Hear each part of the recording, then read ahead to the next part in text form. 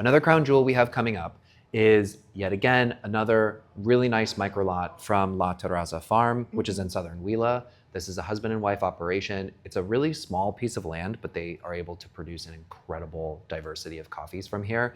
And they oversee other small producer groups in southern Huila, northern Nariño, whose coffees we do also occasionally feature at the Crown Jewel, in addition to buying them regularly for full bag sales, like on the website and stuff. So this is a super productive family farm that has reach like deep into their region and the neighboring region as well. They've impacted a lot of different farmers, and they produce a lot of great coffees. Absolutely. They're incredibly knowledgeable producers as far as cultivating coffee, processing. Yeah. And this coffee is kind of a rarity these days.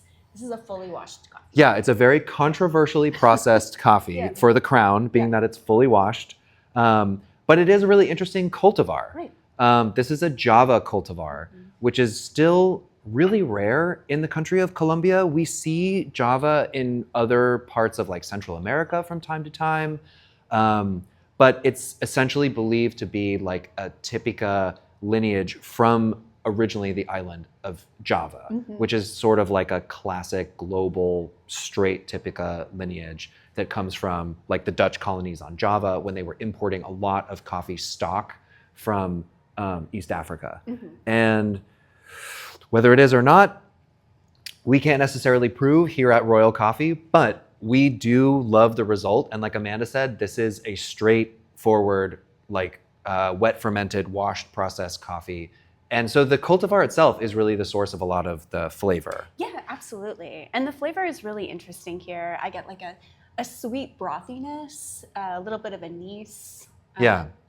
Yeah. For me, like the first thing that I wrote down was toasted coconut. There's like I agree, there's like a basil-y, spicy, almost like a lemongrassy kind of balance to the flavors that adds like, it's like a little bit of grit, a little bit of spice, but then there's also like, to me, a lot of watermelon and grapefruit and chocolate covered cherry. There's like these rich fruit flavors as well, but also a sort of spice quality too. Yeah. And it's nice because, you know, there's very little process evident in the cup. It's just sort of like clean, straightforward coffee genetics.